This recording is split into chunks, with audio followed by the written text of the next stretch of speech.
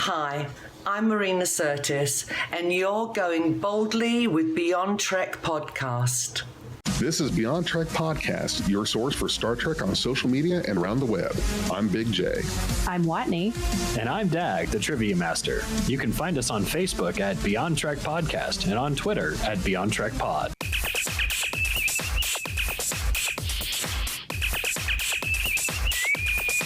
Red alert. Dag, where'd you get that hat? I think I've asked you this before, but that's the Niners. That is the Niners. Yep. So I actually put this hat together. I bought it. I bought the hat itself at Lids. It's just a blank blue ball cap. Mm-hmm. And then the patch I got off of Etsy. Oh, okay. Nice. And it's super glued on. It's really fresh looking. It is fresh. It is. I like wearing it out because people are like, oh, that guy likes baseball. But there's going to be that one dude that's going to be like, Niners! So I'm going to be like, you're my new friend. Yes. A Dag always looks fresh. Mm-hmm. Yeah. Well, what's fresh? Yeah. What's really fresh is this new episode of Star Trek Lower Decks, episode 5. It's pretty fresh. Yeah. It's pretty dope. It was fresh and dope and packed. Yeah. Welcome to BeyondTrek podcast. I am Watney. I'm Big J. And I'm Dag. And today, before we get into this, we want to give a very special shout out to Andrew Probert on his 74th birthday. For those of you who may not know, Andrew Probert was the designer of the Galaxy class Enterprise D. And it was his designs that influenced the aesthetic for all the starships in the 24th century. So the Nebula, that's the one that comes to mind most specifically. But yeah, his legacy lives on in Lower Decks and a lot of the starships that we see there. So happy birthday. And thank you for contributing to the legacy of Star Trek. Happy birthday, Andrew. That's awesome. It was a shame we didn't see more unique ships on TNG. We did get the Miranda. That was around, I want to say season 4 or 5. The Nebula from The Wounded. Yes. Mm-hmm. But other than that, it was just a bunch of Miranda classes and Excelsior classes and nothing really 24th century until we got into First Contact. We did get the Constellation class. Oh, okay. We saw that like once. Okay. Yeah. So yeah. It was a while before we saw a affordable variety of 24th century Starfleet vessels. Right. For sure. Now, it's very funny that you mentioned variety. There was a huge variety of references and all kinds of stuff in this episode of Lower Decks. Gosh. Cupid's errant arrow. It was like, I could hardly keep up. It was fast paced, densely packed. It had all kinds of stuff for everybody. I mean, it was amazing. I like this one. Detailed files. They're detailed. Wow. Did you write on the front and back of each of those? I did. Oh boy. Please so before we jump into it. Okay. But please tell me you guys aren't going to give me a 2-hour podcast to edit on a 24-minute cartoon. Well, we have to. I don't like the hesitation there. That means I'm screwed. Thanks. I wouldn't give you so little on a holiday weekend. No. Yeah, that's right. Thanks. We hand it off to you, Big J, and then you hand it off to our lovely listeners. That's right, everybody. Big J does all of our editing and posting for the podcast. So yes. Without him, we are nothing. But a bunch of recorded files languishing away on a hard drive. Yes. No. You guys, without you guys, I would be nothing.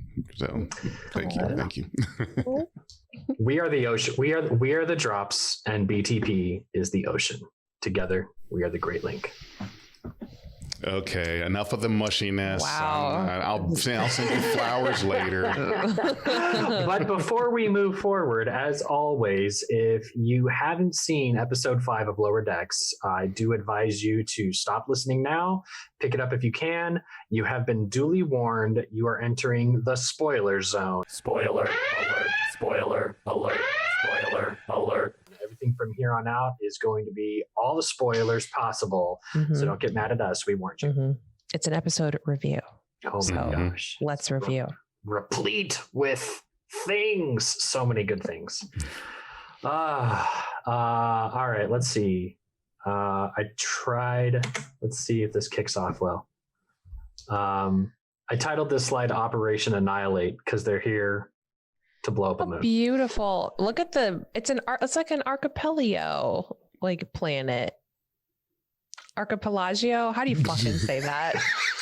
Archipelago. Archipelago. No, it's a beautiful world. Oh my God. Mixed history. Wani is going to be the censor person of our podcast. You can't pronounce nothing. Censor. And I guess it's well known in our little community that it is. It has been picking up. Cannot pronounce shit. So we're gonna have to pull that scene from the last episode where the admiral's like, "Are you making fun of me? Even though I already know I don't pronounce words right." Yeah. Oh. Just let it go. Okay, roll with it. Hey, we've all been there. I've had people do it to me. But yes, the backgrounds, as always, they look great. Yeah, it's shimmery. Look at the beautiful shimmery planet and the moon. Oh God, it's like a living moon. You know, like Earth's moon is just a dead hunk of cheese. So, but this is obviously like a core. There's a core in this moon. I think that's pretty awesome. Yep, nice hot core, and it's a home to an entire civilization, which we can talk about. Generational homes, yeah. So but it kind of like opens up in this beginning sequence of Boimler giving a log, and we're at Mixtus 3, which is a very interesting name, and there's Mixtus 2 nearby, which becomes important later. But the Cerritos is on a mission with the USS Vancouver, which is a Parliament class ship, to do a controlled demolition of an unstable moon. And the demolition, I think, was probably my favorite part of the episode. Yeah. It was a very cool backdrop to a lot of things that happened. So we get we see a new captain. What's her name? Do we get a name for her? Unnamed in this episode. She's very cocky. One day you could be doing this, Freeman, she says. And Captain Freeman's like, yeah, thanks for the opportunity to learn. By the way, I think we're going to have to cancel the mission or delay it. And she's like, what are you talking about? Everyone's going to die. We can't delay it. And it turns out there's a whole bunch of the population on the planet up on the Vancouver in the conference room, basically being as obstructionist as they possibly can to their own survival. Where have we seen that? Yeah. So this moon apparently controls tides for crops. So it's very important that it not go anywhere.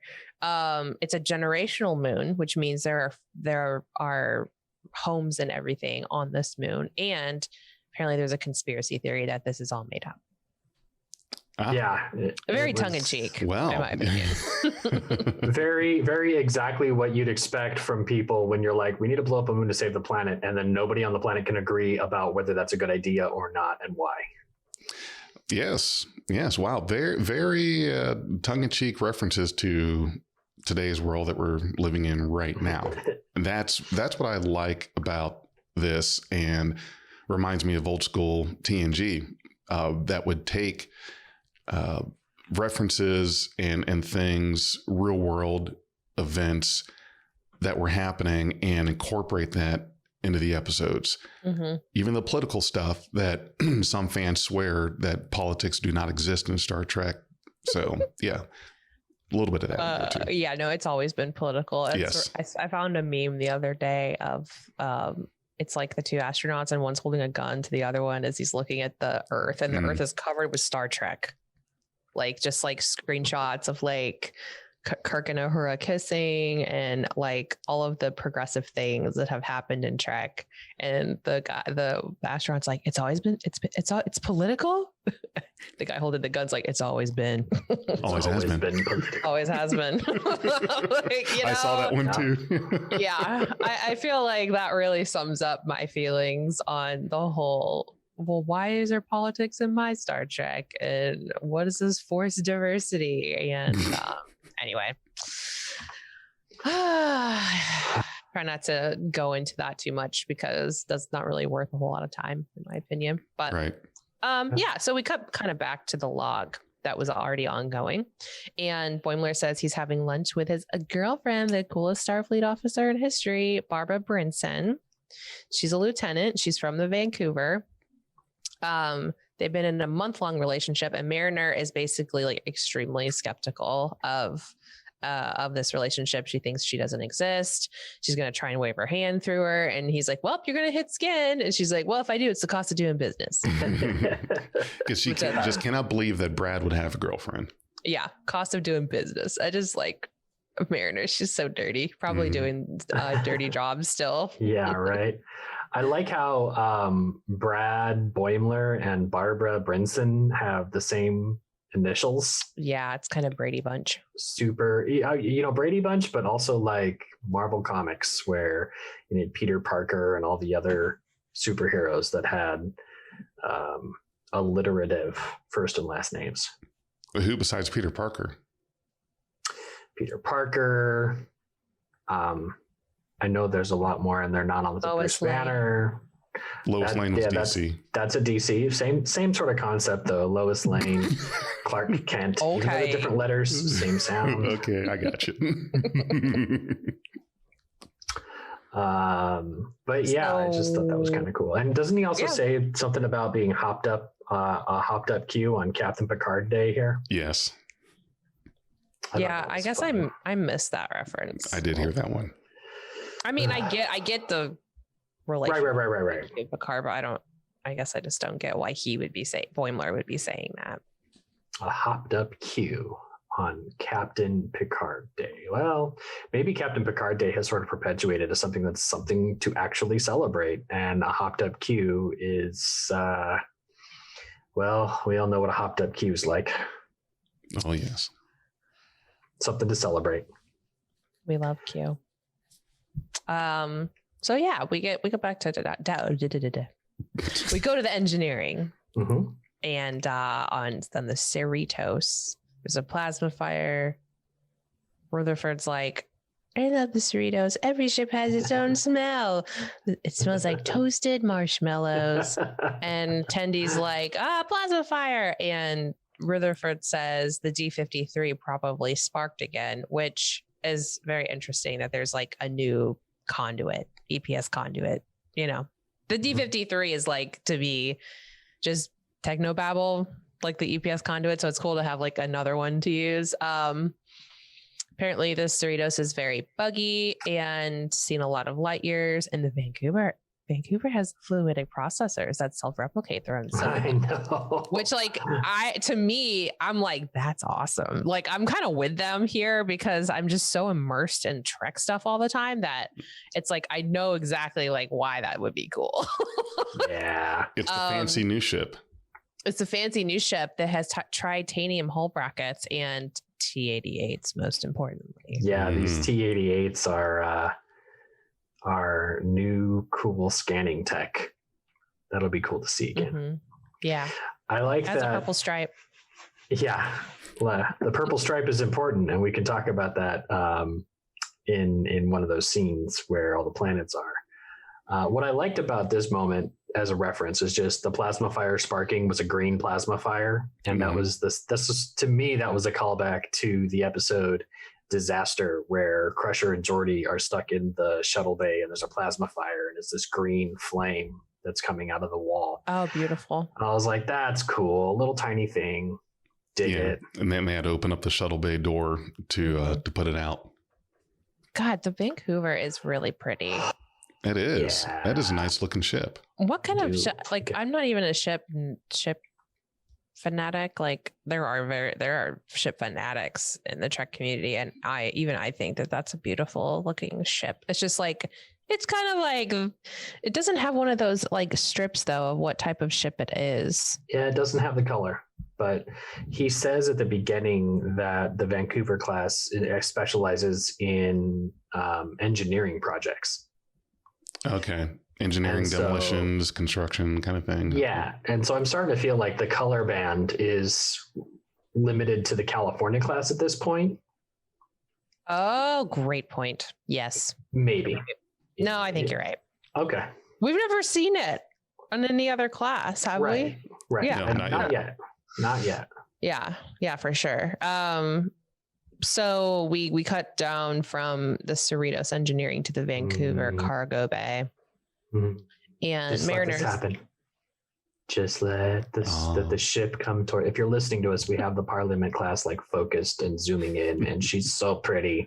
So check it out on YouTube if you ever get a chance, because it's just so pretty. All right, we'll go to the next one. Okay. Sorry. That's a good shot. Like, yep, pretty, definitely pretty. Look at the shiny freaking. That's actually cool. The name. So Mariner comes up and she's like, it's like the same ship as the Cerritos, and they're like, what a joke. Let's go check out that thermal mesh. I bet it's a double lattice. Yeah, they run off. They get real into the tech of it, which is, I love that. Now, not to jump into your guys' notes if you have it, but we were told last night in our Friday night hangout that aren't these shuttles named after neighboring cities to Vancouver? Neighborhoods in Vancouver. Yep. Okay. Yep. It's very cool. I like that he shows up with the bear that has a visor on. So I actually went back and checked my notes from the second episode, and the shuttle there was named the Yosemite. For some reason, I thought that it was the Vancouver in the second episode. I'm like, surely they wouldn't do that. But right. No. Anyway, yeah, very interesting, like nomenclature. I always am interested to see like what they're going to do with the names of the ships. I thought you were about to say nomenclature. Stop. I like that they're kind of being consistent though. The California class ships have shuttles named after cities in California. Mm-hmm. The Vancouver class ship has shuttles named after neighborhoods in Vancouver. Mm-hmm. We just need a USS Sacramento now. It's not a Vancouver class. It's a parliamentary class. Yes, my bad. Uh-huh. But yeah.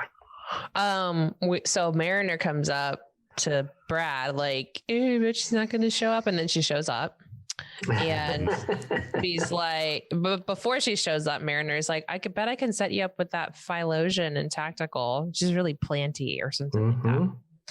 Which cool callback to the original or the animated series there.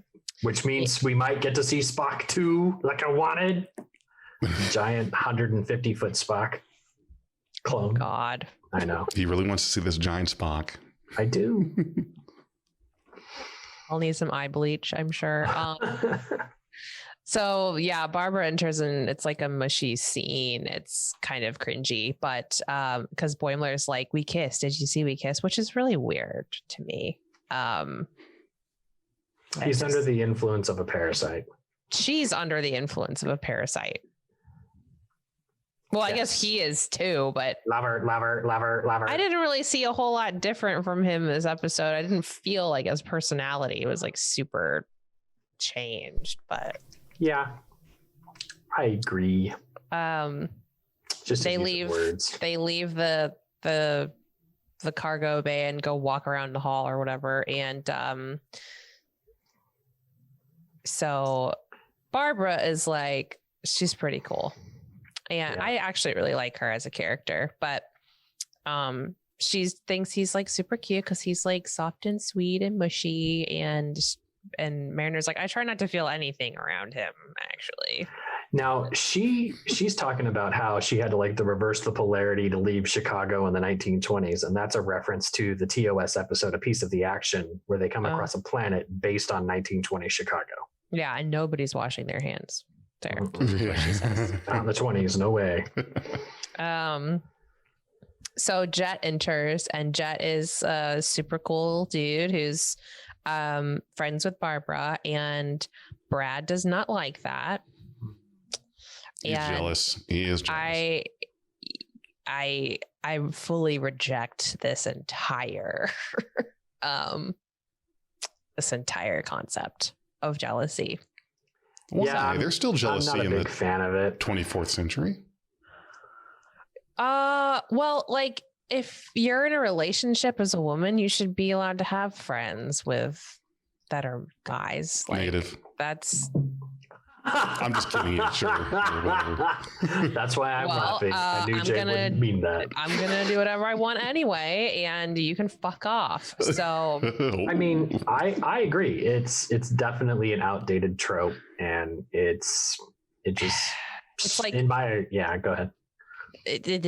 You're right. It's outdated. It's like I'm sitting here thinking like this reminds me of something that would be from the 1920s or 1950s or something. Right. Like, sure, we can say he's being influenced by a parasite, but like the writer still did it, and it's like you couldn't think of anything more original to have as an issue. Like it is what it is. I feel like the parasite was a plot device to get this all happen. Honestly, I honestly am not a fan of the A plot of this episode. I think it's really like cringy, but well, there are moments where I'm upset with like stuff that I'm seeing. I'm like, okay, you guys have taken the trope and as far as it can possibly go and presented that, and but it's hard for me to relate. I'm not that insecure. Well, but the thing is it's a trope that is still going on. That's today. That's not a trope that has disappeared. That still happens. I can't say for me personally, but I certainly have seen plenty of instances from other people, either online stories, which I know you can't really believe everything you read on the internet, but there is still that once you meet someone and you decide that it's going to be long term or whatever, that the one of the two parties has a tendency to any friends you have of the opposite sex you don't speak to anymore, anything like that. And you're right, there is that insecurity that happens and that jealousy. So I don't think they're tapping into an old trope because it is still happening. Now, is that going to be something that is still a thing in the 24th century? Who knows? No idea. But it is still, the thing is, I think the point they're making is that it is still relatable to an audience today. Sure. I'm okay with that. If you're watching this or listening to this and you definitely related to the A plot, I'm sorry for coming off as insensitive for the rest of the show. Oh, that's okay. I'm not. Get over it. Get it, period. Like it's your partner. It's not your an object. It's got to be about communication. That's got to be there. You have to be able to be free to communicate with your partner and trust that your partner is going to communicate with you. And if you can't trust at that basic level, why are you in a relationship? Right. Yeah, it's a little bit like, I guess it's just because I've been in this situation where in previous relationships, it's very grating to me to get that kind of vibe from someone I'm dating. I'm like, hello, not gonna work. It's just not gonna work out. Like, and especially I think with someone like Barbara, because she's such a badass. Like she's pretty self-assured.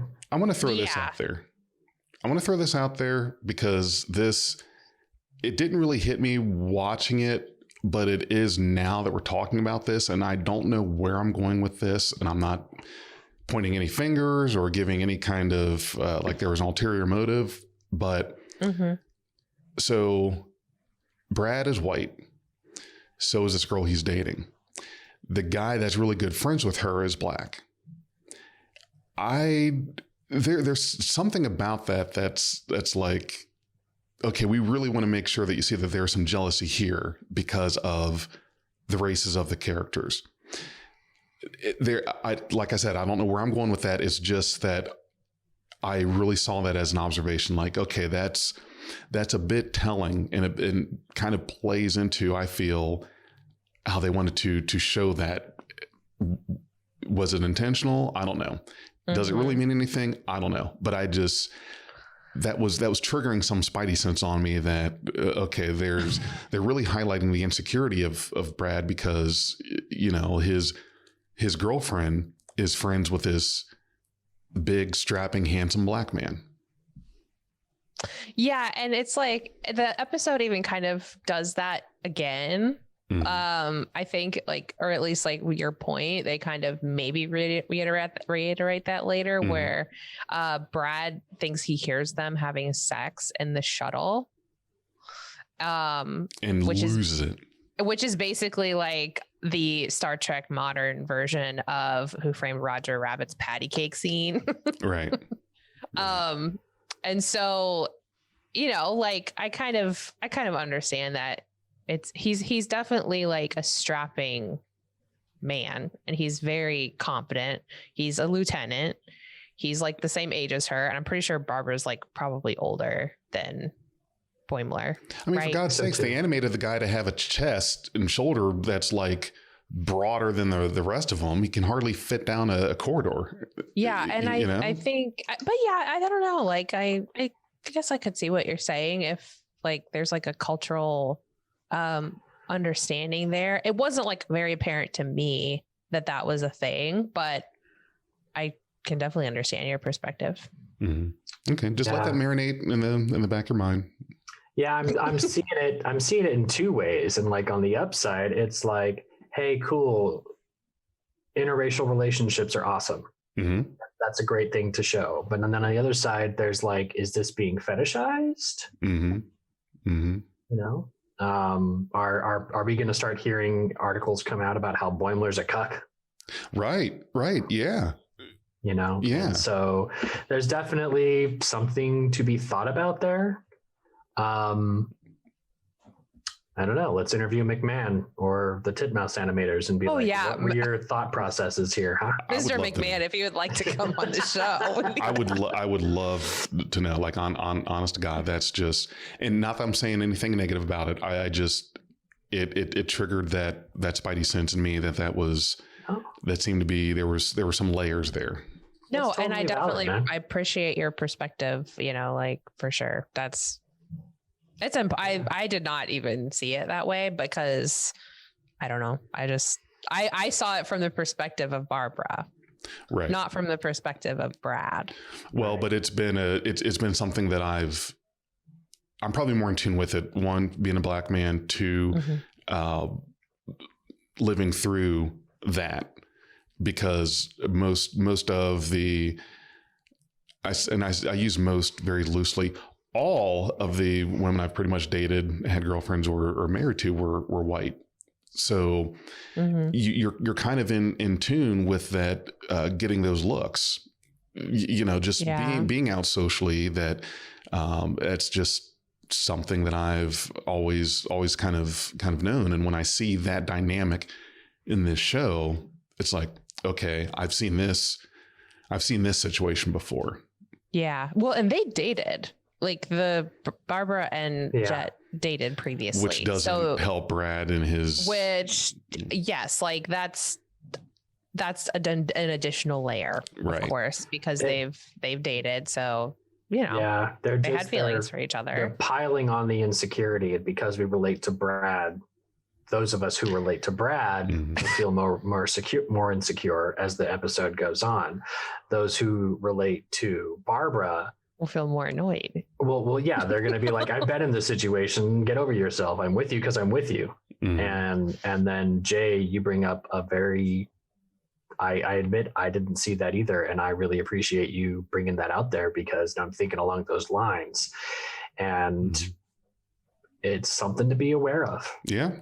I also think it sucks if you relate to Brad, because the only reason Barbara really liked you is because there was a parasite in your brain. So at the end, if that's like the main thing that's discovered, it's like, aw, a little bit. Sorry, didn't mean to have to spend that much time on that observation. I appreciate it. I've been Brad, and that was through the eyes that I was seeing. Okay. I've been the guy who, you know, had some relationships fall apart because communication wasn't really solid, and has been, you know, pining away for somebody who already accepted me for who I was, and left because they didn't want to keep up with that. You sabotaged it. Yeah, I've been that guy, and so that's why I related to Brad, and that's why I love doing these things with you guys, because we are Beyond Trek for a reason. We take this outside of the episode and into the real world and into our hearts and minds, and try to relate on several different levels here. This is, we could do a next hour and a half just on this. Yes, that's why it's Beyond Trek. All right. Mm-hmm. Sorry, let's move on. All right. We cut to Ron, Lieutenant Commander Ron. I don't know his last name. Ron Docent. Right. Yeah, Okay. it was on the thing on his door. Look at Sam's face. Yeah, I mean, it's so good. Yeah. It's here. He's like, hey, like these T-88s, whoever finishes first gets to keep it. And in this scene, he does not say that they would be transferring. Not yet, no. He doesn't say that. He No. gaslights them later. Oh, yes. That's what he does. Yes. Tendy's so excited she slaps him. It has a purple stripe. Beautiful. Yes, the purple stripe, callback to the tricorder that Mariner asked for from that glowy orb thing, where she's like, I want one of those new tricorders with the purple stripes. Well, I can tell that this guy, Docent, is a real gentleman. The gentleman always puts his pinky finger in the appropriate spot when holding a teacup or a scanner. There you go. Or a phaser. I got weird vibes What, you don't like tea? from Or pinky fingers? Actually, I don't like tea, but that's another conversation. Oh, okay. I think we know that Docent is not all on the same playing field. Yeah. But I love Rutherford's smile. He's just like, oh, please, Yes, give me the toys.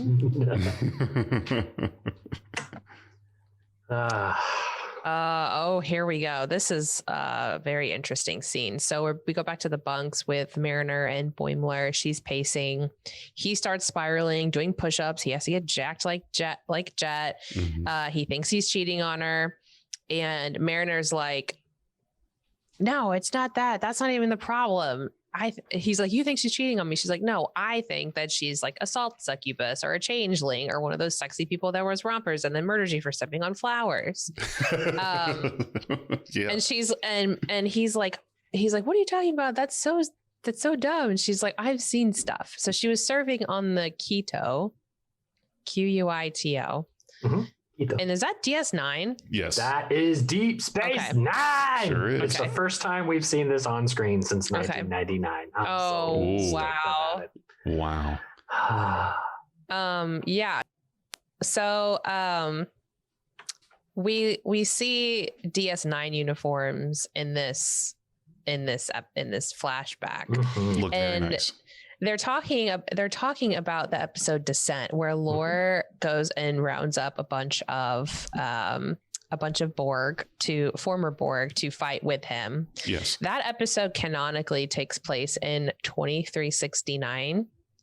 Yep. And the episode Cupid's Errant Arrow takes place in 2380. So 11 years has passed. Well, but this flashback here is an unestablished time, and since they use, because she says, did you hear about what happened on the Enterprise? Data had an evil brother and he rounded up some Borg. Right, but she's talking about the flashback. But go ahead, Jay. I'm sorry. She's talking about that in this flashback when they were on DS9 in these uniforms. So at whatever point this flashback takes place, which there's at the absolute minimum, there is 3 years between the events of Descent and when Starfleet officers would be in these uniforms. Really, 4 years is more apt. So there's about a 3 to 4 year gap that happened. So if Descent was in 2369, this scene could happen no sooner than 2373. Yeah, 2373-ish. Okay. And she's on the Cerritos in 2380. So let's say this flashback here is 2375, maybe. But you're right. It's the reference is to us. that we get that, we understand that. However, she's speaking about something that is at the minimum 4 years prior, as if it just happened. But we know that not everyone wears the same uniforms at the same times. And she's speaking as though it was a report that just got released. So the insinuation there is that Starfleet officers get reports about things that happened 4 or 5 years later, which I just don't think is accurate. Well, and I get what you're saying. I do. It's just it's very, very difficult to try to claim that these uniforms were used prior to when we saw them, which was in First Contact and about midway through season 5 of Deep Space Nine. It's a bit too difficult to say that they were around before then. And here's the other thing, though. Let's say that, okay, sure, they were a little bit. We're talking, Mariner could only have been in Starfleet. Let's see, when you graduate high school, you can go to the academy. So let's say 18, 19, just like any other college or university now. Let's assume 4 years to get out of the academy, or 3 if you're Kelvin Timeline Kirk, and you immediately become an ensign. You're still there's not a lot of wiggle room in the time, just because the events of descent, and then when these uniforms were used, there's enough of a spread, and her age doesn't really start matching up with that. So that's another reason why I believe she's an augment, is that she's aging differently. Okay. And she probably would have entered the academy earlier if she was augmented as a child. So in my head, this is the writers kind of telling us that something is going on here with her age, and the uniforms that they chose to use. Right. So that's the only reason I bring up the canon dates between the episode of Descent and that they're referencing as of having already happened, and the date of the episode that we're watching. Right. It's still, I get it. I get what you're saying. It's still referencing an event that had to have been 3 to 4 years ago, speaking on it as if it just happened recently. But here's the other thing. It's very possible that a lot of logs, a lot of missions are classified for some time before they become public knowledge. So this may not have been known until several years after the mission. So there's that too. Yeah, there's that, but also like we have, and I promise I'm not just trying to contradict you at every turn here, but we also have, what was that one thing that we referenced a couple episodes ago that was like, it was the terraforming episode where the computer knew that there was an unauthorized terraforming happening or something. And we thought that was like such an obscure thing for a computer to know. And then we speculated that Starfleet computer, like Starfleet reports get uploaded and updated to all computers so that if you're an officer in the field, you can know what to expect. It's like, so either that happens quickly or it doesn't, and they get delayed reports. Well, the computers and then the actual people, I think, are two entirely different things. Like I'm sure all crucial and critical information is put into the systems, the computers, whatnot. But when it comes to the common ensigns or lieutenants, fresh officers, there's going to be things that aren't released until after the fact. It's just like how now today. We'll get declassified CIA or FBI documents or research that say, okay, back in 1965, this and this and that happened. Okay, news to you and me, but that's been known by somebody for, many, many years. And then next time we go sit in a bar, we could talk about it as if it had just happened, but it's not that it just happened. It's just that we just learned about it. like you and I and the people that aren't anywhere near the intelligence circle to have known about that issue until it was made commonplace. Okay. So what you're saying is if you're watching Star Trek, you're getting a classified version of events. Yes. When we're watching Star Trek, all those logs, everything else, what we're watching is classified or need to know until a certain amount of time before it were to become public knowledge. There's something in there that when Captain Picard makes a captain's log, the next day, not everyone in the fleet can go and read it. There's some time where this stuff is kept under lock and key. Maybe there's debriefings, investigations, all kinds of stuff. I don't know what it is. Basically, what I'm saying is that these logs, these issues, these missions are not immediately commonplace to everyone. Yeah. Well, I think it could maybe go both ways. Not immediately accessible to everyone is what I meant to say. Sorry. Yeah, I think it could definitely go maybe both ways here. But I just thought it was interesting that they were referencing a TNG episode. Yes. Yep. Yeah. So it turns out her boyfriend is the hair is amazing. Turns out her boyfriend is or she's sitting in the flashback at a bar on her ship, or maybe in DS9 even. That's on the Quito. It's on the Quito? Okay. It's the boyfriend's name is Nico, and Angie is her really good friend. And she's like, "You're perfect. It's either that or you're a Harvongian shape changer." And as soon as like he gets called out, he starts like doing the thing. Like his face like splits open, and he basically turns into the John Carpenter's The Thing. So his Transformers Pretender shell opens. Yeah, up. it's like even in the movie The Thing, like as soon as like someone discovers that you are and knows that you are the Thing, it starts to like fuck up their body. Like it's really not them in the end, but yeah, very very fun, flashback, and I feel bad for Mariner having to go through that. Her friend was eaten.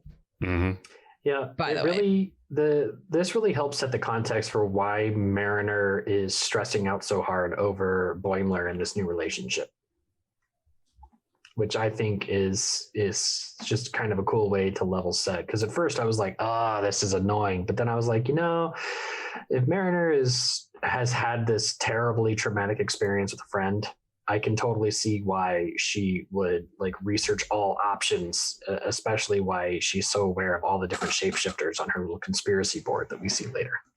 She may act like she doesn't care about Brad, but obviously she does. Yeah. To go through all this because he had that traumatic experience and doesn't want that to happen to him. Yep. And one thing I also noticed today was, and I was thinking about it in retrospect, but this episode particularly, when there's a ton of references that are just stack, the pace of the show makes it difficult for me to really enjoy both the show and the nostalgia when it is so just everything is rapid fire. Yes. 24 minutes of content. Everything is rapid fire. And I don't feel like I get an opportunity to really enjoy the nostalgia moments when there's so many of them. I mean, we're like on slide 12 here, and we're 7 minutes into the show and we've had 30 something references to things. It's hard to keep up with all of them. Like, does anybody remember where the sexy romper illegal grass thing comes from? Yeah. Yes. Episode 8 of it's just so much stuff. Yeah. When Wesley fell into their lawn, the protected part of their lawn, and had to. No. God, that was such a fucking weird episode. Wesley's like, I'm fine, and they're like, no, we're gonna kill you now. Like, what? You're fine. No, you're not. We'll correct that. Well, very much so. I think CBS knows this. They know that you have to watch it more than once, and that helps with the subscription base. Can't just watch it once. Got to watch a couple times to get everything. Keep you hooked.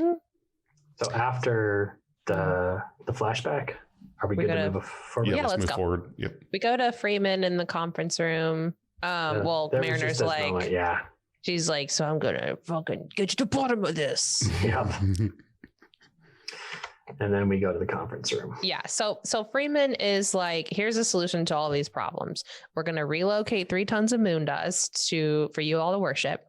Farmers are going to have gravity systems installed for the tides, and your ancestral homes will be relocated to the 6th moon, which will technically be the 5th moon now anyway.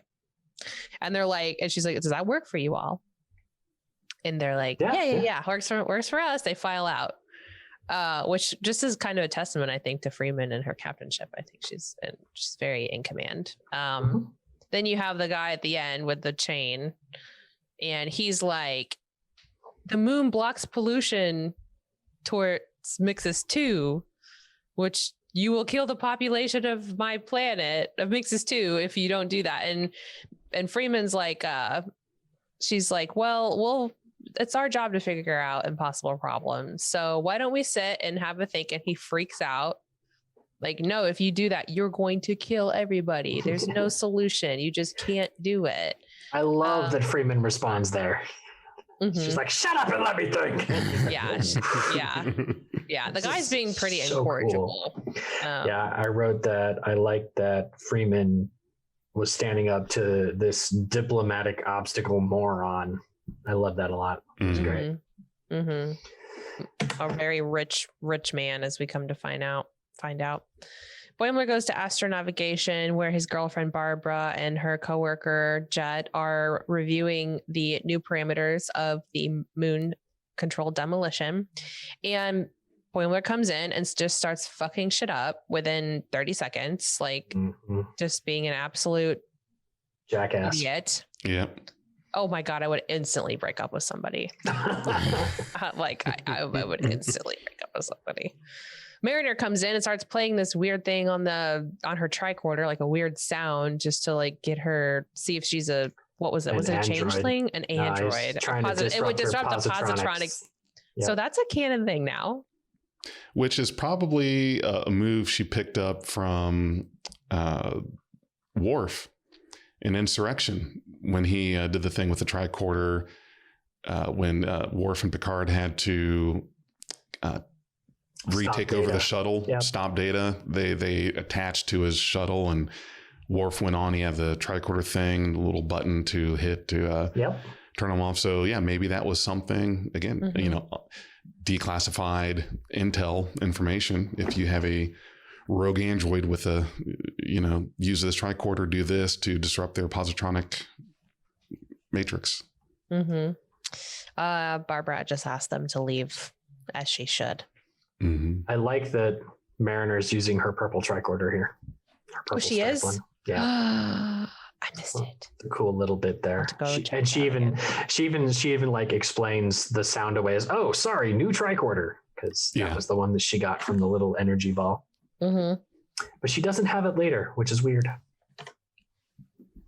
Tendi and Rutherford Tendi and Sam are competing with their T-88s. Sam starts to cheat with his implant. We learned that they finish like at the exact same time later. So that's pretty much what happens in this little scene. This little hero moment where he's like, engineering is going to worship me. And she's like, medical is going to worship me. Look at that bio bed. That's so good. Aspirations, man. And then he tweaks his Vulcan implant so he can start scanning faster than her. Yeah. I like the competition. Some friendly competition there. A little bit. Yeah. Great. Another scene about Barbara. So Mariner is doing the whole conspiracy thing, and she does have bags under her eyes here. Straight out of It's Always Sunny in Philadelphia. She's stressed out. She's very, very stressed. And what's a Suliban? We learned she calls him a Suliban. They're from Enterprise. They're shapeshifters from Enterprise. Okay.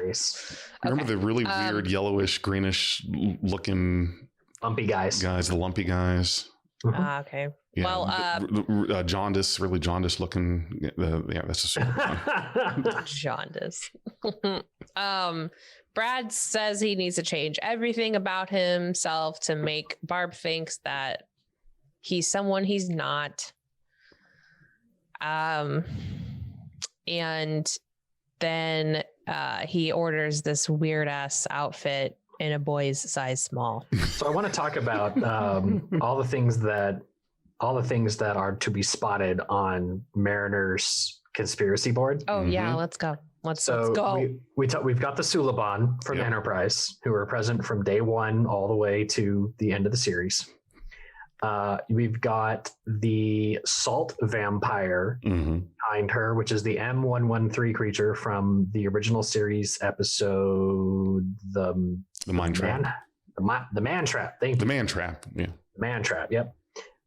We have an elasmorph from the TNG season 2 episode. No shit. The Dolphin. The one where with the protective companion. That's fucking funny. When the protective companion goes into beast mode to fight Worf, there's a picture of that particular beast mode. Yeah. Oh, that's amazing. I love that cool reference. So that's the one where Wesley starts. Yeah. He basically falls in love with someone who's a shapeshifter or something. Yeah. Yep. Yeah. So far we're talking her whole conspiracy wall theme here is shapeshifters or things that don't look like they are. We've got a Cardassian on there, and she talks about a Cardassian who's been genetically changed or surgically altered, and that's Seska from Voyager. We talk about a Romulan spy. We talk about transporter clones, so we know that from Second Chances in TNG. We see Lursa and B'Etor, both of the Klingons' sisters from the House of Duras. We've got Lol's first form. If you've seen the TNG episode The Offspring, Data builds a prototype version of Lol that goes into the holodeck and decides what its final form is going to be. And so that was a really cool image to see up there. Love it.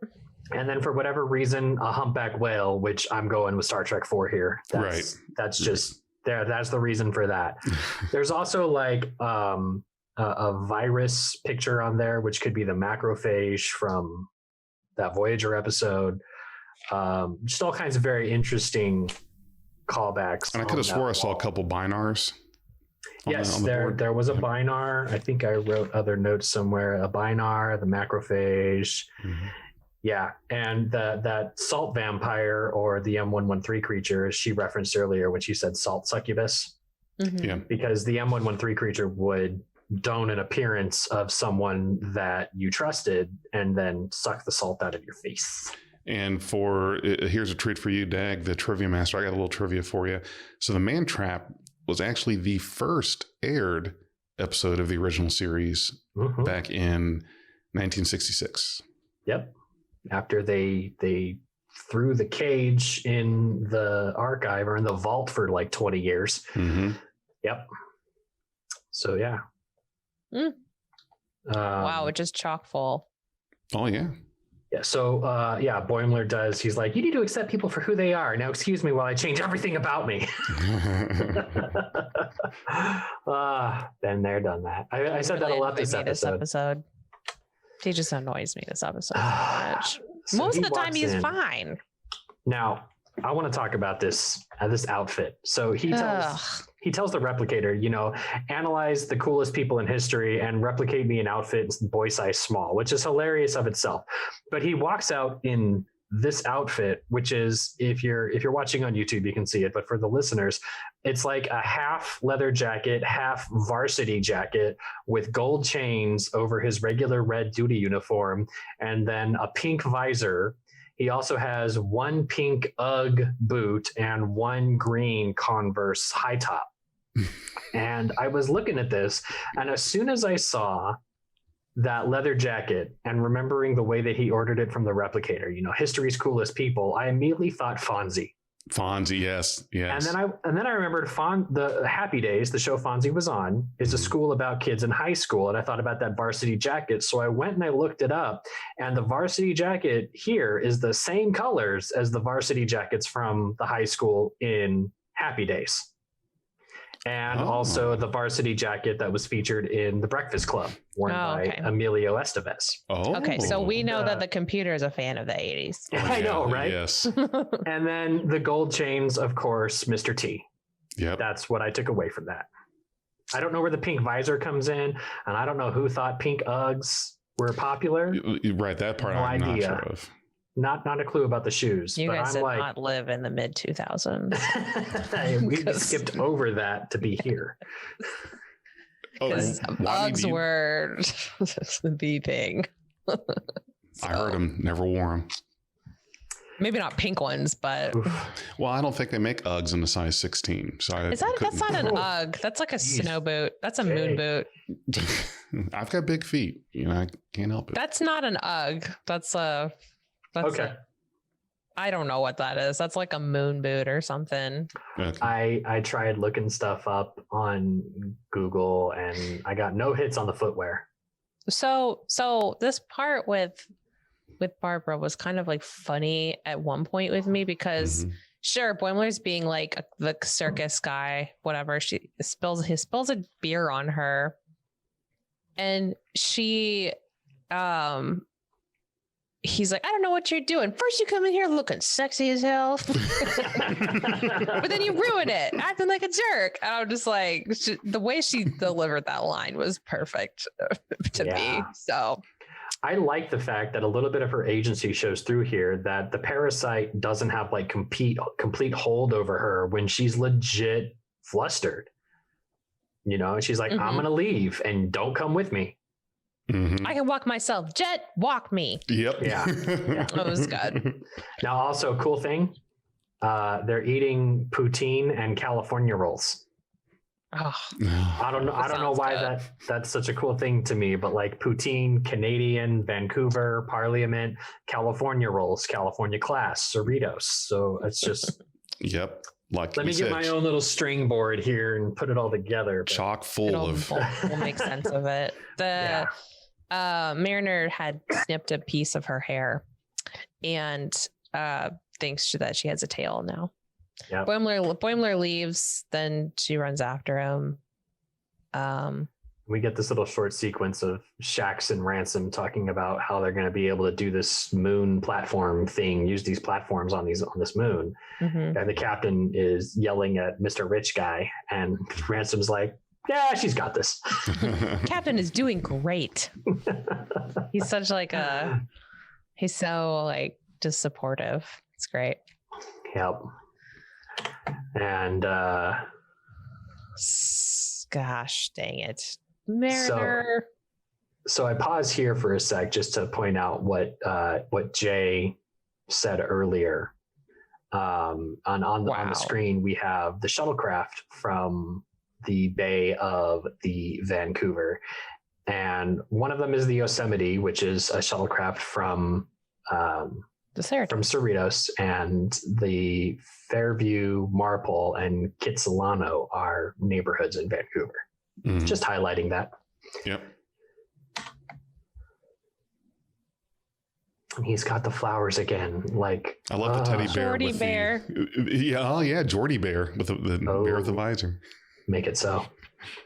Yeah, so this is the instance we discussed earlier where Brad thinks he hears them having sex, and honestly, I don't blame him because it sounded like they were having sex. So he confronts her and she's like, I don't know what you're talking about. And he's like, I've ruined it, haven't I? Oh, I hurt your feelings. That means I'm the worst person on earth. Just so look at Mariner right there. Look in the back. She's sneaking up. Everything that Boimler says here is somehow designed to either he thinks he's the worst person and nothing anybody can say can change his mind about that, or it's like that sort of attention-y validate me plea that it's playing the victim in a situation where he fucked up. So that's not okay. Mariner pulls her pants down. I fucking hate this. I'm not gonna lie. It was really, really awkward for me to watch. It was like just secondhand embarrassment, cringy a little. It was an accident. Wasn't she was trying to stop him and I don't trying to expose her tail honestly. by pulling her pants down. the tail. She was trying to expose the tail. That's right. Yeah. Honestly, like we've defended Mariner a lot on this show, but this episode just took it to levels that I'm like, okay, stop. Well, to be honest, I mean, if anything, it like proves she's not a Mary Sue, which we've done enough discussion on that, I think. But well, if you think someone has a tail, how else are you going to try to show that? She's completely overprotective. Mm-hmm. Like, you know, it's to a fault. And Mary Sue's don't have faults. So right. Somebody pointed out that, and we could talk about this at the end or whatever, but somebody pointed out that it was ABG on the Star Trek Gifts Discord. She pointed out that what if Mariner is also under the influence of this parasite thing? And that's why she's so overprotective. And I kind of accept that, but still there were just moments that I was like, man, right. Stop. Yeah. Just embarrassing. Did you have more on that? Did I steal words from you? Oh, okay. No, you're fine. I don't honestly have a whole lot to say other than it was very cringy. Yeah, it was hard to watch. Yeah. So now we go back to actually the fun B plot, and Tendi and Sam are fighting over the T-88s, but then Ron comes in and he's like, congrats, you guys finished at the exact same time. We're going to transfer you both to the Vancouver. And they're like, well, what do you mean? You didn't say that. He's like, yeah, I said you could keep them and use them on the Vancouver. And he didn't actually say that in the first scene at all. He says, don't worry, the trade will go smooth. It's the Admiral used to be my grandma's neighbor. He's a really quiet guy. I'll push it right through. I spent way too long looking for who that Admiral might be. Like, who's this Ron Emanuel Docent? What does this mean? Who's his grandma? What is his neighbor? Nothing. I think he's just the kind of guy that he like holds on to any vestige of like second degree relation to validate stuff. Like, what's the concept? The don't you know who I am kind of thing? Yeah. Don't you know who I am? Yeah. And this is their faces after they realize they're just shocked. Yeah. Abject, like, I don't want to leave the Cerritos. Even though they were talking about how much cooler the Vancouver was. But that just goes to show they're attached, I think, to their friends now. So which Tendi was worried about not having friends. So right. This is after where Tendi learns scene, you can be liked too much. True. We cut to Mariner. She's like running through the halls. Locate Brad, and they say where they both are, and she's like, shit, I need to get out there. So she tries to emergency transport, and they won't let her. They're like, who is this? Get off this channel. Which I thought was hilarious. Is that a made up transporter authorization? Yeah. So she gets an EV suit on, which is really cool to see. I love how the EV suits look. I like that they look very close to the ones that we saw in First Contact. Mm-hmm. Yes, and she spacewalks out to which is kind of a reference to Into Darkness in my head. Yes. Yep. And she spacewalks to to the shuttle. It's called a platform, isn't it? Do they call these platforms? Yeah, they call them platforms. I stopped here just because I wanted to highlight that there's like a cool shield around the moon. Yep. Mm-hmm. And it's beautiful for the controlled implosion. Yeah, and we mentioned in, I think it's an episode of Picard, there was that planet that had a shield around it. I think it was Vashti. And so this is just more of Starfleet now having the tech to shield very large planetoids, which is stuff we did not see in previous shows. Mm-hmm. Well, I'm sure they fast tracked that after they got their asses handed to them by the Breen and that hit and run on Earth, hitting Starfleet headquarters. Yeah, they need planetary shields. Jesus. Yeah, this was actually a really cool scene. Just seeing her fly out and like smack into the platforms and try to correct herself. Mm-hmm. And more cringe incoming. She walks into the platform, and Boimler is naked. He's naked, and they censor out his little pee-pee, and he's like, That was just let me funny. have this. It was okay. I mean, Oh, why? I mean, come It's- on. it's- It's funny. Yeah. maybe to you, not to me. Okay. This is I where know. it starts going off the deep end, going like, I'm gonna make love to my lover because she's my lover. And I was like, okay, that's a little. Oh yeah, that's a Something more great to call that. out. I didn't even realize that it was related to the parasite saying lover.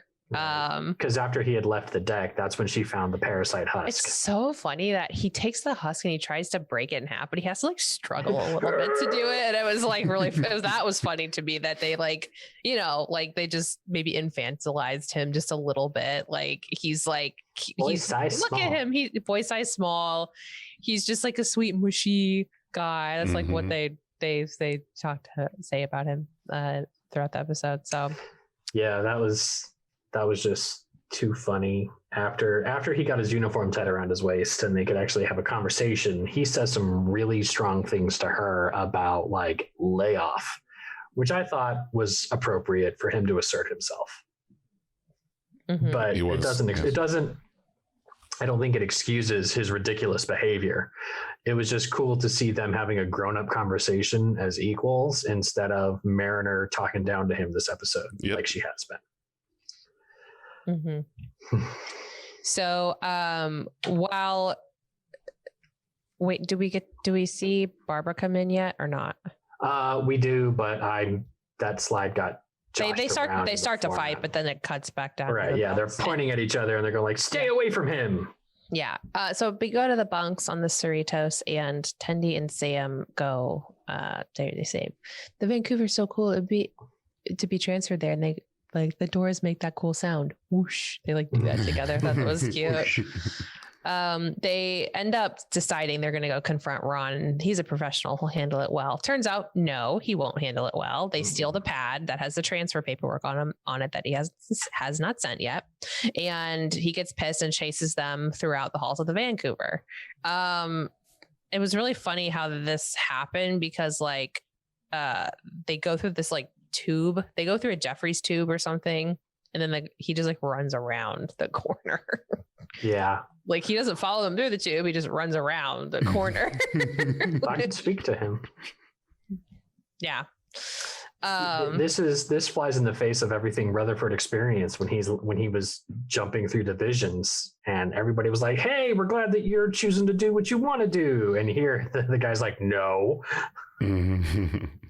Yeah. That's why I think the senior staff on the Cerritos is like, they're great. I like pretty much all of them.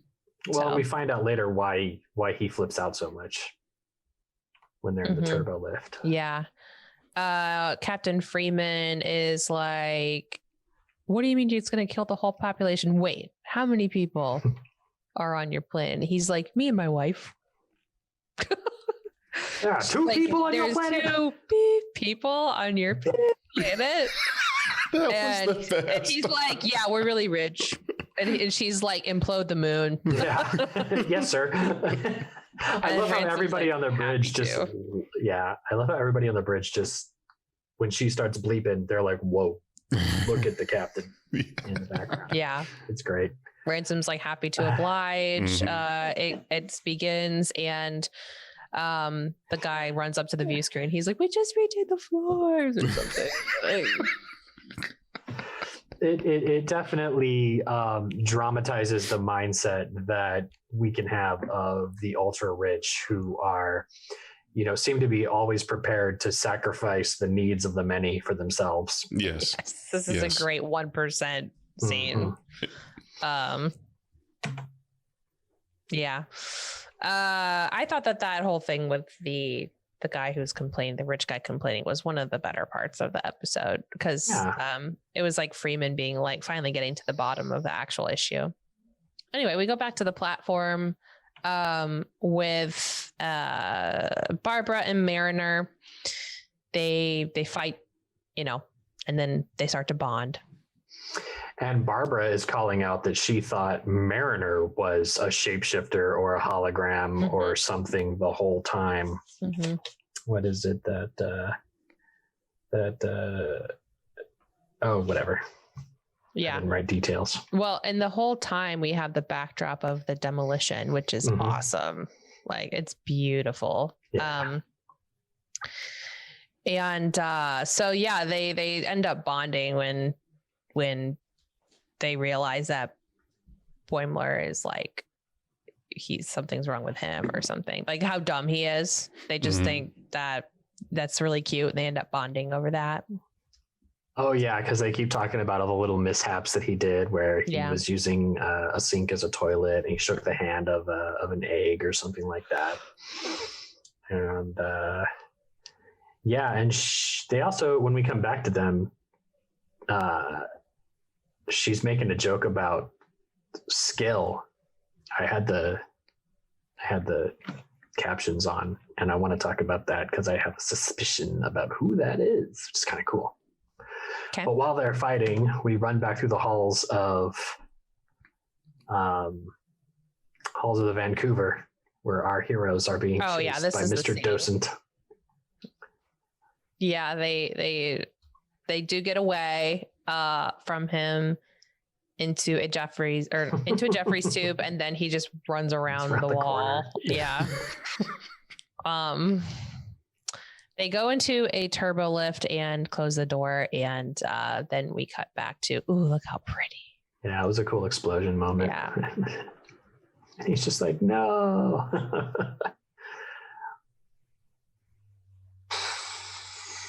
Poor rich guy. You know, Yeah, they have to lose his stuff because he couldn't convince them to sacrifice all the poor people.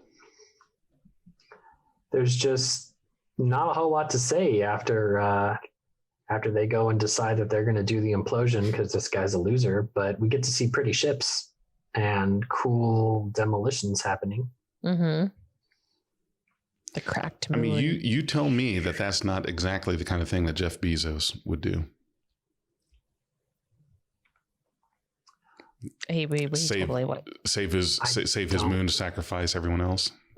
Yes, Jeff Bezos. If we find out, if we find out he buys the moon, that'll be an interesting world to live in. Mm-hmm. Oh God. When we flash back to Mariner and Brinson, she makes this joke about like, and then Skill said, "That's my dorsal," and they start laughing, and it's one of those moments where the punchline comes. You have no idea what the setup was, but it's hilarious to them. Mm-hmm. And dorsal is something that you usually talk about, or that I think is referencing a dolphin. I think Skill is a dolphin in cetacean ops. Okay. That's what I think. Okay. Ooh. Interesting. Are we going to finally get to see them on screen? I would love that. Are you kidding? That'd be great.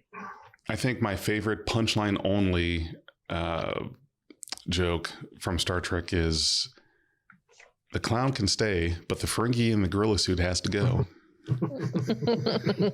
Remember that one? During the Farpoint mission, you told the joke. That was the punchline. Very funny. Data. Farpoint? Data, that was 7 years ago. I know. I just got it. That's cute. That was my professional interpretation of Brent Spiner's work. Yep. Love you. Yeah. She scans her.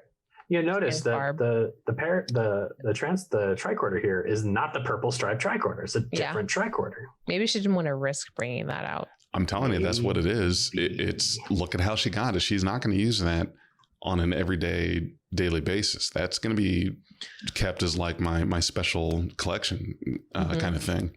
Oh, no. Here is where the demo starts. Mm-hmm. Then they have the combo about how Boimler is a dumbass at times. And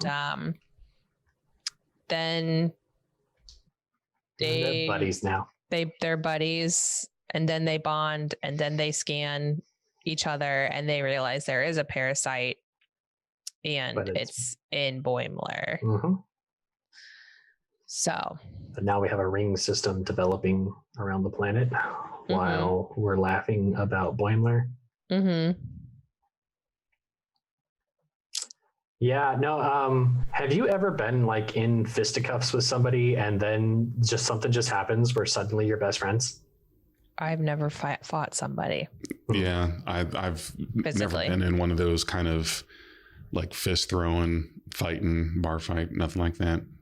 No. Well, hey, I get to be the only representative then. Because when I was 12, I got into a big fight with somebody, and then we both realized that we had a lot in common during the fight. We're like, hey, let's hang out more. Okay. We're like really good friends through 6th grade.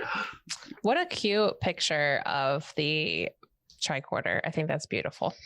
Yeah, I love LCARs. It's like ASMR for my eyes. Yeah, it's nice. So then we cut to the turbo lift with Rutherford and Tendi, and they basically the lieutenant commander who's trying to get transferred. We learned that he's trying to get transferred to the Cerritos, and they're trying to get transferred to the Vancouver, all from his doing, because he doesn't like having to do things like go back in time and kill a guy that was worse than Hitler. Like, he doesn't like the stakes, basically. Right. It's too stressful. So they tell him that they basically blackmail him. And Sam records it all on his implant. And they're like, also give us the scanners, the T-88s. I know, right? Yeah. So he says a couple of things are mentioned there. One, the password to get into his pad is Riker. Oh yeah, I Yes, have good that in my notes. They talk about. It was he talks Riker. about. Yeah, he talks about one of their missions having something to do with a Dyson sphere. So the Dyson sphere from Relics.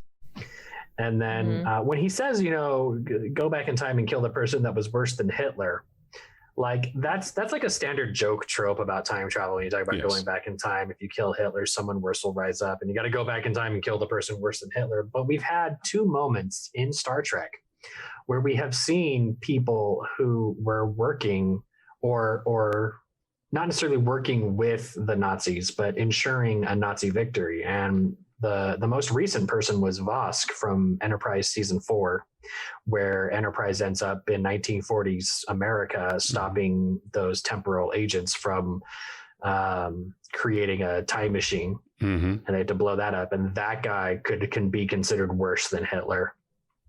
This is going to be a little bit more controversial, but we know this is from City on the Edge of Forever. We know if Edith Keeler had lived, that the Nazis would have won World War II, simply because the U.S. would have stayed out of the war long enough for them to develop the bomb first. Right.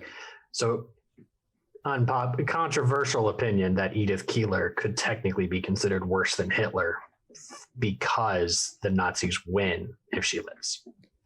Right. It's not so much worse by acts committed.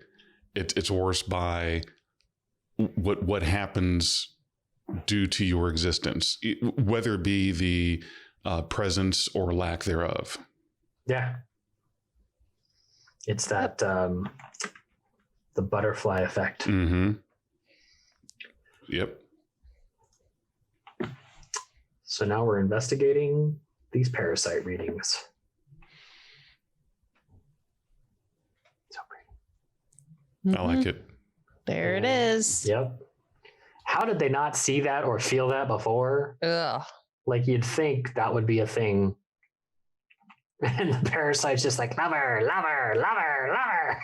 They're grabbing it with their bare hands. Seems Well, they didn't unsafe. have time to put on latex gloves. It's true, I guess.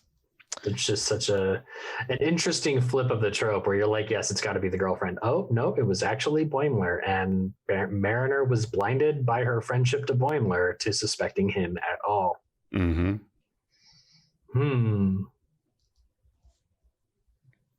The thing, it's just like, Barbara, it was me the whole time. I'm going to take you out to dinner. She ends up leaving with the parasite later, which is funny. Wouldn't it be awkward for her to see all of these things that Mariner thought she was on the wall here? Yeah, and there's the Binar flashing by. And Yep. Yeah. Yeah. So she breaks up with him, and Mariner's Is that a Star of like, David? Why was that on the board? It was. All right, never mind. Sorry. I do not know. I thought that too. we'll have to go back and revisit. But Mariner's like, hey, you could have been a Guga. It's called a Guga. That's what these are. The parasite. And she's like, yeah, you're better off. La la la la la. She tells him that he's a catch. And then Tendi and Sam bond in engineering once again, and they each stole a whole duffel bag of T-88s for each other. And this is why we're friends. Yep. This is why we're friends. I love that. That was great. I liked their dynamic a lot here in this episode. One of the interesting things is it's like Tendi gets involved in engineering stuff more often than I would expect a medical officer to do so. Yeah, it's weird. That is very peculiar. They need to spend some time in sick bay. They need to spend some time in sick bay, which would be great. But I also would like to see the pairings get mixed up a little bit. I'd like to see Boimler and Tendi, or Rutherford and Mariner, or Rutherford and Boimler. I feel like we got a moment with Mariner and Tendi already. Mm-hmm. But I would like to see some more of these pairs interchanging and see what happens there. Yeah, it'd be nice. Well, on one hand, I could say yes. I know, I see where you're coming from, but then on the other, I think if you've got a good pair that's going, just run with it. Kind of like Bashir and O'Brien, or Bashir and Garrick. Quark and Odo.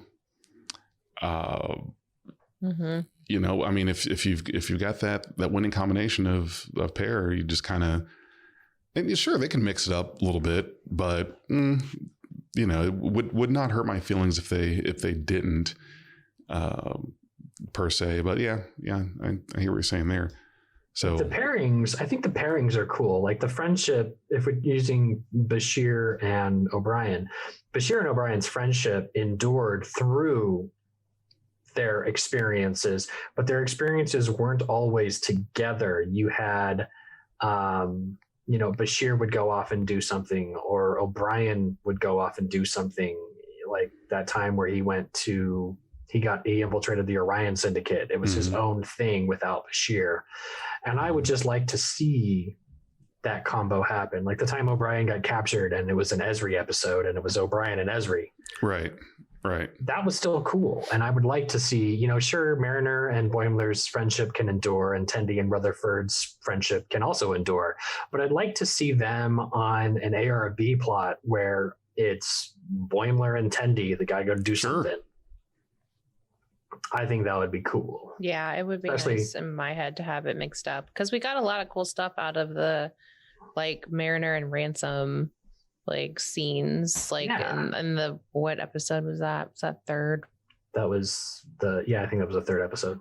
Yeah, out of that episode, and then we got some cool stuff out of the Tendi and Ascension guy stuff too. So, you know, I do think it would be good to mix up the cast a little bit, but we'll see what happens. So that was episode 5. We're 5 episodes in, which is 1 month ago we started this voyage with Lower Decks. If you are listening or watching, please leave a comment. Tell us what you think. How are we doing a month in? What's in store for the main crew of Lower Decks? Hopefully, I don't know. This episode was kind of, it lost me in a few places. It's hard to keep my attention when it's like kind of comical, like the whole weird jacket outfit thing. Like I get really bored when it's like slapstick, I guess is the best way to put that. So hopefully we get more stuff like the 2nd, 3rd, and 4th episodes coming up. So I don't know. I mean, not every episode can be great. I thought a lot of them were really good so far from this series. So yeah, that's just my kind of thoughts on it. Big J, what did you think of the episode? So I really enjoyed all the references. That was a real treat, just to see. It's kind of like a quiz, those quizzes you see on Facebook and whatnot. where you kind of challenge yourself. How many of the references did you get? Because there were a lot in there. I also like that there were some throwbacks into some current day sociological things that are happening, like just with the rich versus poor mentality. That was the backdrop of this episode, and that jealousy dynamic between someone that does not approve of a person retaining friends that were, and I'm not saying I agree with that as a good thing. It's just that it was nice to see that addressed, because they're bringing in things that we can relate to, which is very TNG, DS9 kind of things, taking those current events and placing it into that commentary and putting that into the episode, which I don't really recall that happening much with Discovery or Picard. But this really had a lot of notes and a lot of tones of what we're experiencing today. Just with the I think it was Dag that said before, you could take someone that says, if we blow up this moon, it is the exact thing that would save your people, and you would have debates happening on that, very much like what we're going through now. You know, if you if you wear a mask, it will obviously excuse me, curtail the spread of this virus. And naturally, especially in America, you have your anti-maskers. You know, you're only in America. Only in America, really. Yeah, you'll have, which is that's a very American thing. If it were determined that, okay, if we blow up the moon, it will literally save your planet, the entire world except for the U.S. would unanimously agree, and we would have, you know, people saying, well, no, let's not do that. So yeah, I think that episode was really highlighted just the social commentary of what's going on today, and I liked it. I liked it for the references, and I liked it for that. Yeah. I don't have a whole lot more to add, except I feel like we'd be remiss if we didn't mention a Kirk Sunday with Trip Tucker sprinkles. That's right. That was a great reference. That was a reference in the episode. And when Boimler is describing Jet before he's doing the push-ups okay. He's like, man, Jet's like a Captain Kirk Sunday with Trip Tucker sprinkles, and man, was that a good reference. Now you're going to see Twitter is just replete with all these photoshops of a Captain Kirk Sunday with Trip Tucker sprinkles. Yep. So thank you so much for sticking with us throughout this review. I'd like to tell you where you can find us online. We do have a Patreon, patreon.com/BeyondTrek. We would love your support there. We have some cool tiers. And of course, we have a very active Twitter run by Dag himself at BeyondTrek Pod. You can find us there. And I, Watney, am in charge of our BeyondTrek Podcast Instagram. So just at BeyondTrek Podcast, follow us there. And then we do have a Facebook, facebook.com/BeyondTrek Productions. We would love a follow, a like there as well. And I would like to give a very special shout out to two of our supporters. Stephanie Baker, you support us on Patreon and Anchor. Thank you so much. We love you. And of course, Jim Cook as well, who is an Anchor donator. So thank you to both so much for your support of our Super Fun Friend Time podcast. Absolutely. Thank you for that. Thank you for your support. And here's something I want to leave you guys with that's going to bother you for the rest of the day. Oh, okay. Every sea in Pacific Ocean is pronounced differently. Damn it, Jay. Hi, this is Nacho with BeyondTrek Productions. Today we'll be talking about Star Trek Lower Decks. And in my opinion, it's actually really good and entertaining. And it reminds me a lot of Rick and Morty, and I'm a huge fan of that show. It's awesome. You should check it out, and I'm pretty sure they have 4 or 5 seasons out right now. to get down to questions I have for myself, or just to, I don't know, tell you what I think about the show is, honestly, the show reminds me more of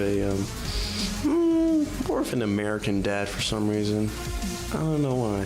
Like the animation, or just like, not the animation itself, but just the stuff they do definitely reminds me of Rick and Morty, but not necessarily like everything it's based off of. But you know, it's confusing, but I don't know, just try to think of what I'm thinking.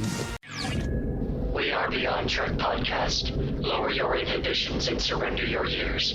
We will add inspirational and hilarious Trek content to your day. Your attention will adapt to subscribe to us. Resistance is futile.